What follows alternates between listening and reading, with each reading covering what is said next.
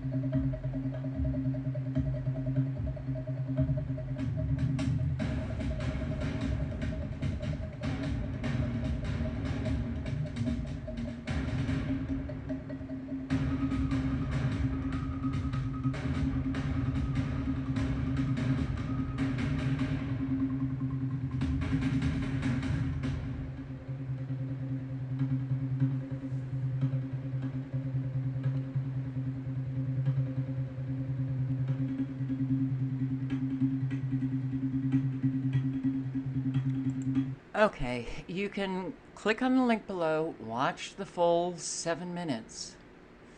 Do you let me know what you think about this music, because I feel it is really inappropriate. If my home, you know, looked like some of these homes, I would be pretty upset if I were watching watching this. Um, it sounds, and the person who left the link said the same thing.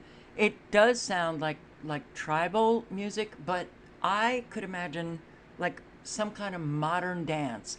Like that's the music, and you would see, dancers up on a stage. Are you kidding? I would think that they would have, I don't know, chosen something a little bit more somber, but the transitions also, they were making it artsy as something. Okay, I'd love to hear what you guys think. Now, Okay, tornado slams Dallas, 4 killed in Arkansas, Oklahoma, and you know, it's also, I would feel if I were in Arkansas, Missouri, Oklahoma, Tennessee, and my house got destroyed, it would be a little bit hard for me to see all of the attention going to the big city, Dallas, the known big city, and so little attention on these other states. So, 4 dead. All right. And 2 schools apparently in Dallas are pretty much a total loss. Total loss. But guess what? Guess what? Students must be in school. They must stay in school. So these kids will be bused to different campuses starting Wednesday. It's an elementary school and a middle school, but students must stay in school. So they're going to be, yep, very large classes in Dallas. Okay, this is Northwest Arkansas. I probably have 10, 12, 15 trees down here in my yard. Sandra Hyatt has lived in Cave Springs for more than 40 years, but never experienced storms like she did. I want you to take a look at these trees. Some of the trees are huge.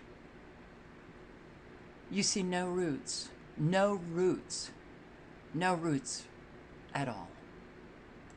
Did overnight. The house was shaking, the door was banging back and forth. It was pretty noisy.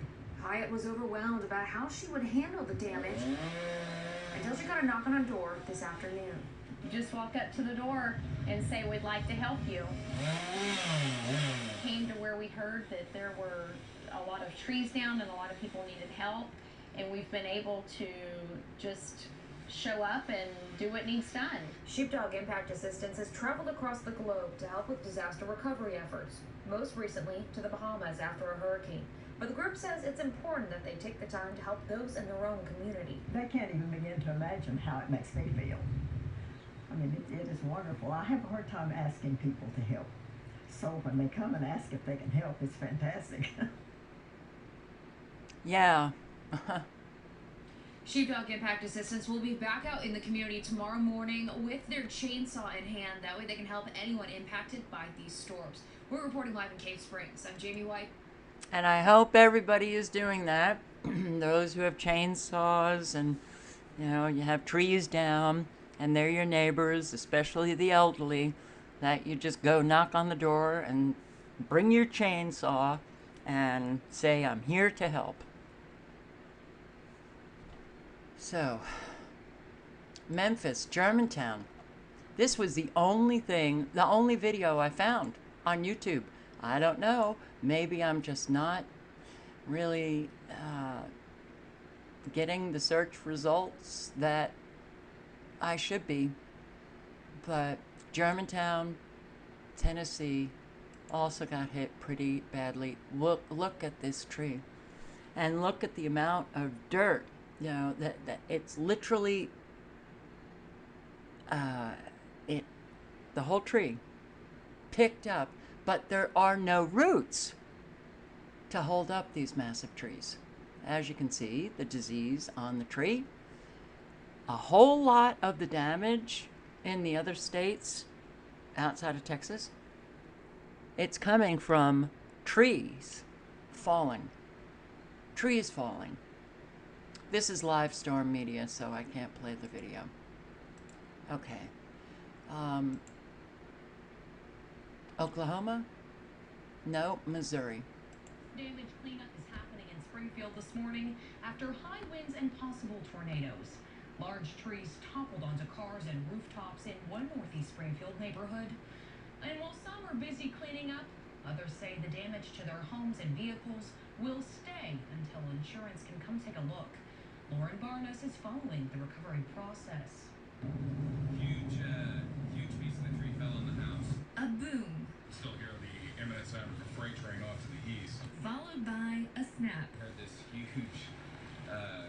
huge crash.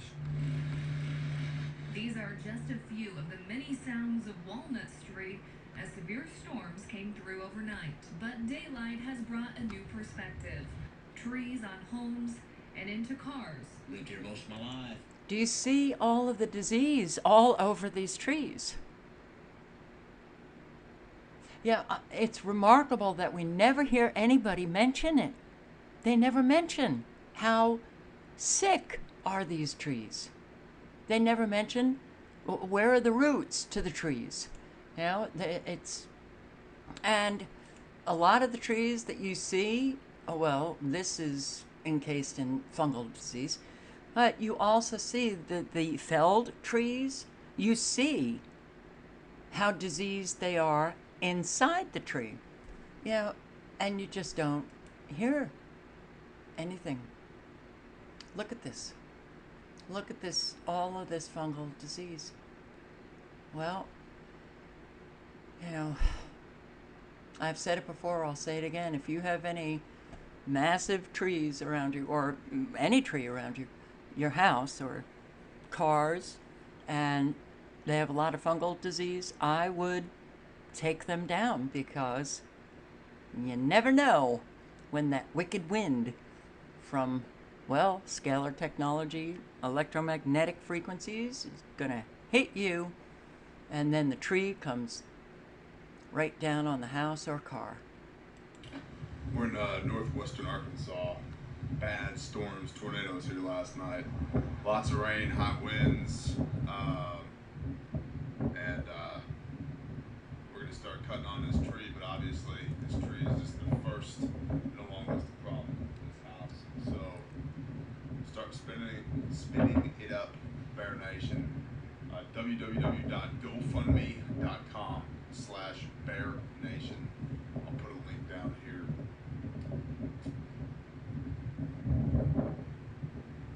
No roots.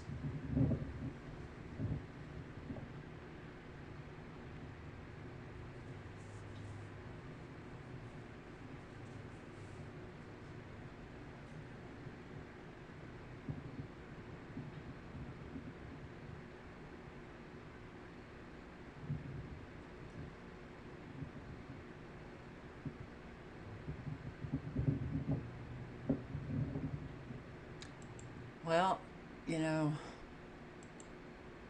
I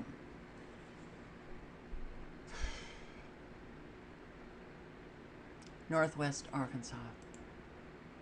Also, notice how spotty this tornado damage is. I don't think that they're tornadoes. I think that they are creating either microbursts or, you know, just incredibly high winds that come out of nowhere. But the spottiness of this is not tornado pattern. It's usually a path of damage.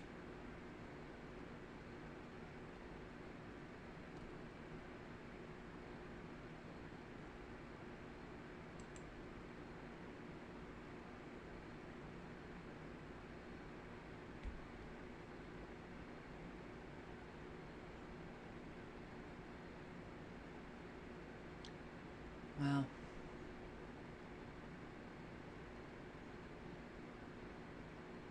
sorry.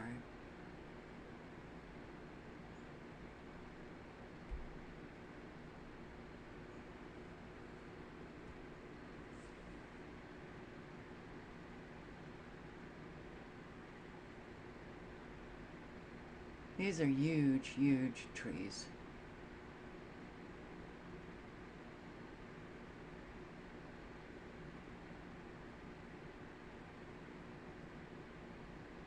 You see how the tornado is kind of like going, you know, and there's no like straight path.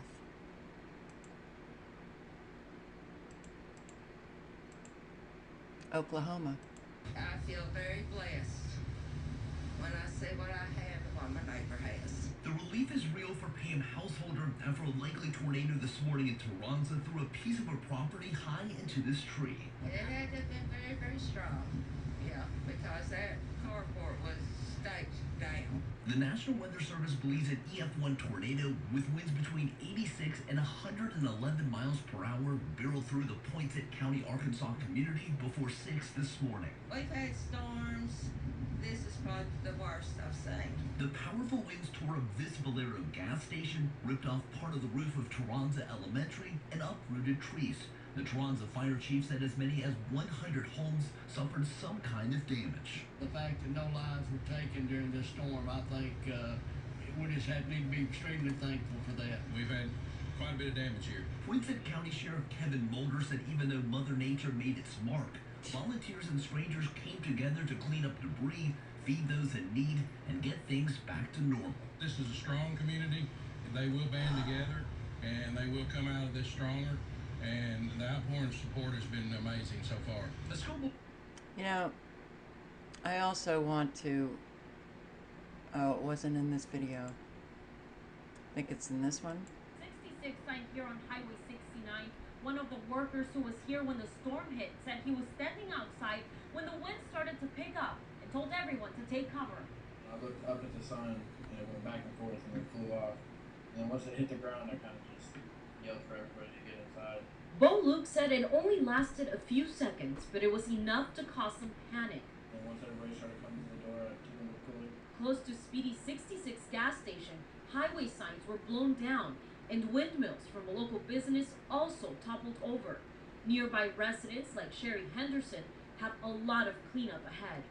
Started raining, and that was it. I mean, it just blew over quick. Her backyard tree snapped, fell on her son's roof, and went through the roof. My heart was pounding. I mean, I thought, I was glad he wasn't in it because we couldn't get the door open when we went back out there. In front of Sherry's home, her neighbors got it worse. They basically left last night in pajamas, and some of them were bare feet. The pastor says it was a family of 5 living next to the church inside the parsonage that's now destroyed. Maybe a 50-foot oak tree blew over last night, landed on the roof. As you can see, it's pushed the front of the house completely out. Despite structural and tree damage around town, Sherry and her neighbors are glad they're all safe. I'm just so glad that nobody was hurt and that we're all okay. Wagner County emergency officials, along with the National Weather Service, continue assessment of the damage. They say so far the damage followed a path and was not widespread. Reporting in. Well, I'd like to go to that community to take a look at that path. Jason, just take a look at all this damage from these storms. You can see the brick and all this debris here just scattered. It appears that part of the second story of this building collapsed. We just spoke with the mayor. Here's what he had to say. Fortunately, we are able in not too much damage. We got a lot of trees down, and we got about 3-4 buildings got hit. The storm damage widespread. Earlier this morning, we were in Byers where a barn was destroyed. We spoke with the owner overnight after the storms moved through. She had to take cover in her storm shelter as this powerful storm moved through. It was pouring rain, and right after I got in there, the wind picked up and the hail started. Thankfully, she's okay. She says that there's no damage to her home, and of course, all of her stuff in her barn can be replaced. As for here in Gwinnett, the mayor said that they will rebuild. Reporting from. So how does that happen? This piece of the building just drops its bricks. We're seeing very odd damage, that's for sure. So I want to now go to our fire in California. The fire threatening multi-million-dollar homes in the hills of Los Angeles. The wind-whipped fire in Pacific Palisades is chewing through dry brush on rugged hillsides, making it very difficult to contain. Celebrities who live in the area enjoy sweeping ocean views, but tonight they're getting an unsettling view as a fast-moving fire races through one of the city's most affluent canyons. Jamie Yukis leads off our coverage tonight from the fire zone. We're going to need at least 10 more inches up here for structure protection. A desperate battle to save homes as flames raced up a hillside, exploding in size through the thick, dry brush. Garden hoses were no match, and residents, at least 200, scrambled to flee. It seemed all but inevitable that some of these houses would be consumed. But amazingly, a massive assault from the sky and on the ground stopped this fire at the last possible moment. Railings melted as firefighters kept flames at bay. You can see this plane dropping fire retardant over homes on the hillside, making sure any hot spots are out. Even after the imminent danger passed, firefighters were taking no chances, lining the steep hills, preventing flare-ups. They're essentially clawing the... I don't want to listen to him. Well, they sure did save these homes. Multi-million-dollar mansions, celebrities, Reese Witherspoon and other people. I don't care. You know, when they... Look, I don't want anybody's home, whether it's a mansion or a mobile home, to go up in flames. But when I see, you know, these people who could so help so many people who have lost their homes, so many who have nothing now, so many end up homeless, I know that if they have damage to their homes or their homes are burnt out, they'll be fine. But there's a whole lot of people who are not fine. And boy, do they need help. They need help. So you put, I don't know, even just 10 of the residents in this community together, they could come up with probably millions. You know how much that could help those who are really hurting? All right, so, yeah, Pacific Palisades, fire threatens multi-million. All right, it got to 40 million. They did an evacuation, and the evacuation was lifted. Residents in the impacted area can return home, so they obviously have it contained. Now, this PG&E shutoff, there's a reasonable chance that they will shut off power to some Bay Area counties due to the high fire danger later this week. I will link below to this article that has a list. Where is it? No. Here. Sorry. PG&E Safety and Alert Center. This is where you can get your latest updates, and hopefully this time their website won't be down. Should you, you know,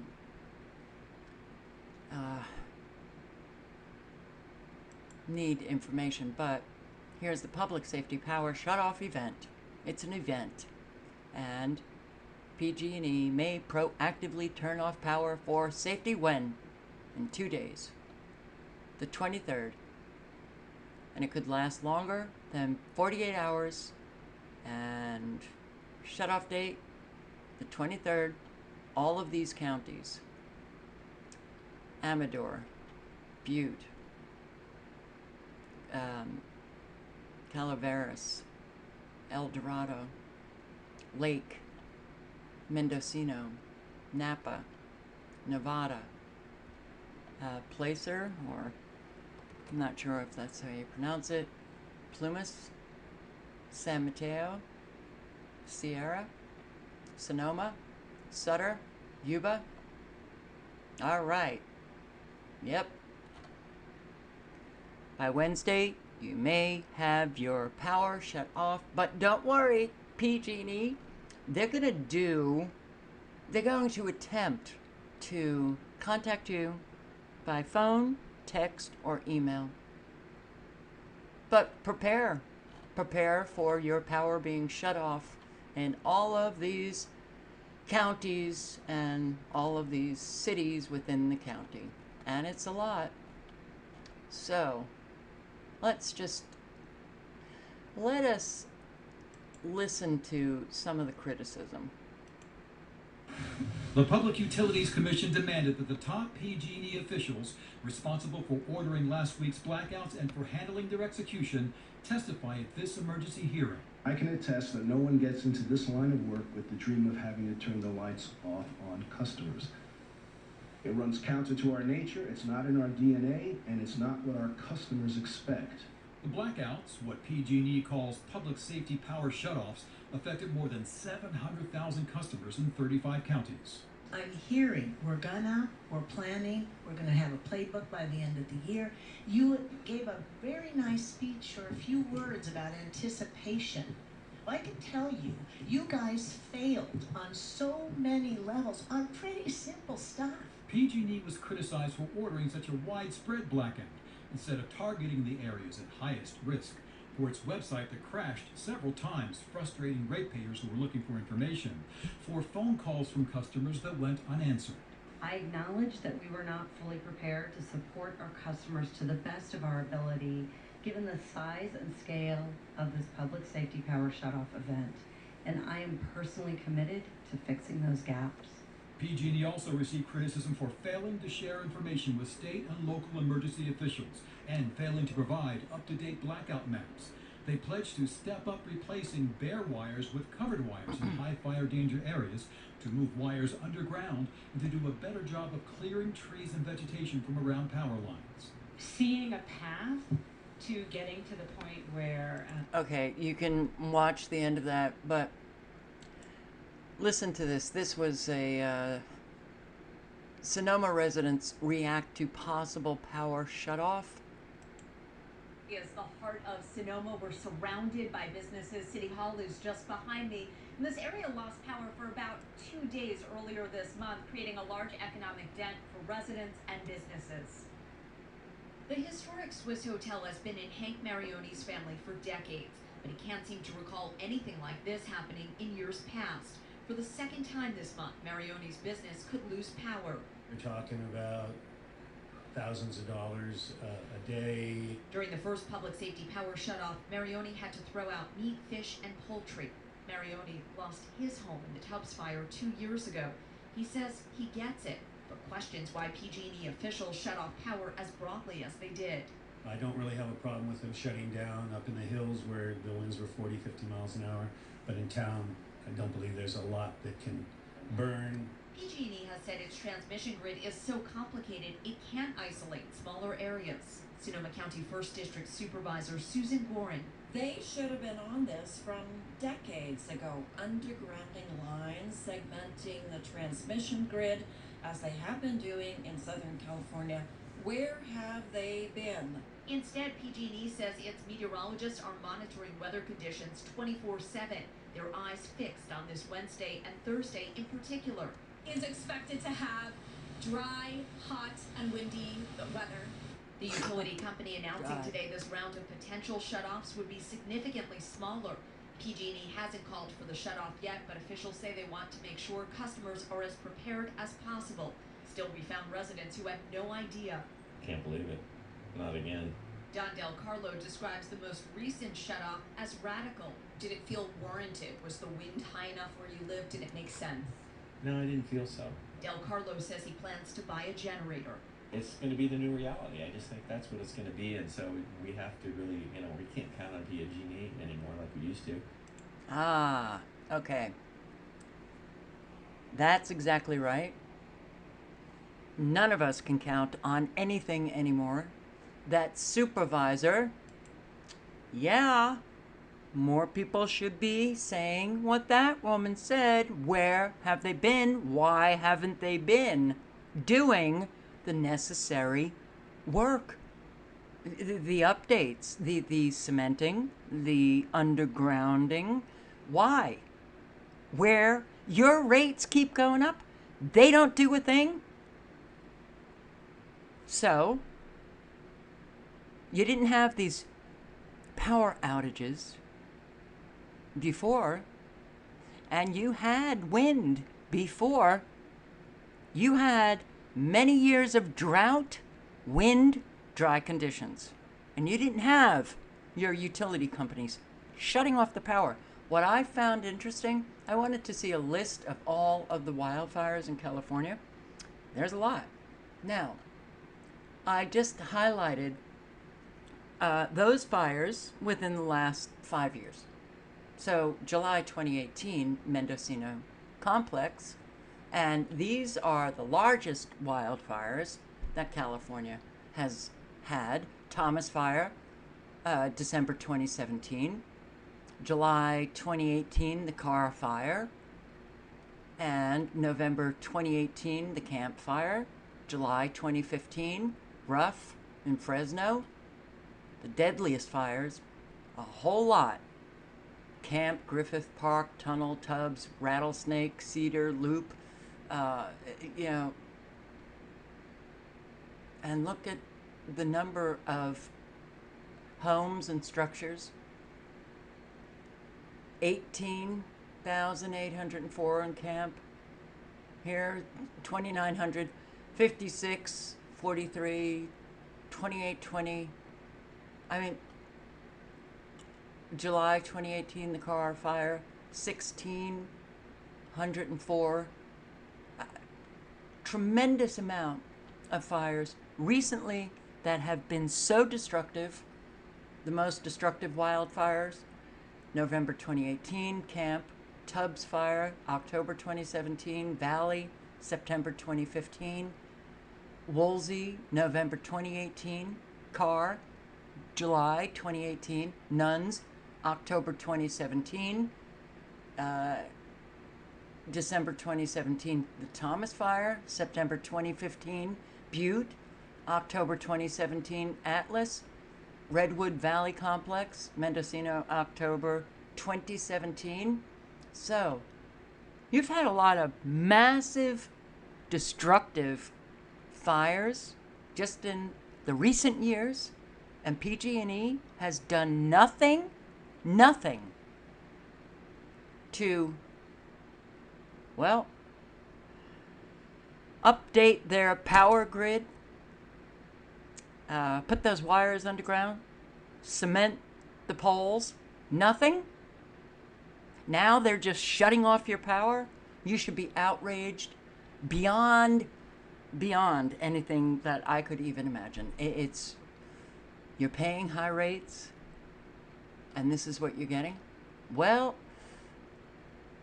also understand when you hear that, really kind of, he gives me a real creepy feeling, this guy. The new CEO, I can't get back into it unless I play the commercial. And he's talking about, well, it's just not in our nature, and, you know, this is not what we want to do. This is deliberate. It is deliberate, and it's not about your safety.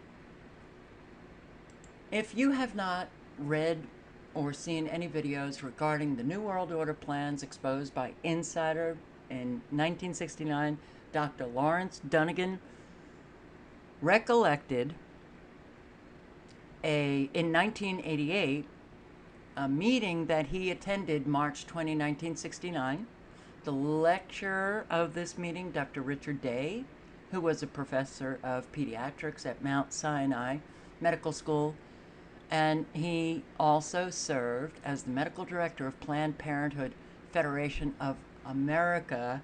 Now, we're talking probably in, well, either the early 60s or late 50s. Planned Parenthood, it was, I mean, eugenics, those who were directors, those who were working for Planned Parenthood, yeah, eugenicists.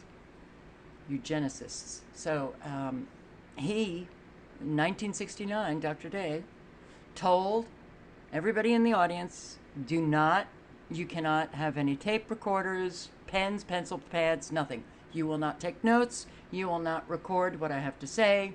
It's, one of those, the insiders that Well, I'm tasked with telling people what will be coming to the United States in, you know, future decades. And that's what he did during this lecture.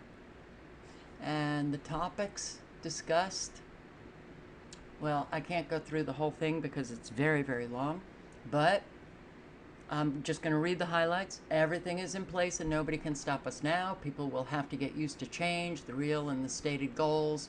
Families to diminish in importance. New difficult to diagnose untreatable diseases. Blending all religions. The old religions will have to go. Restructuring education as a tool of indoctrination. More time in schools. But they won't learn anything. Controlling who has access to information. Books would just disappear from the libraries. Changing laws. No more security. No more security. We can't rely on PG&E.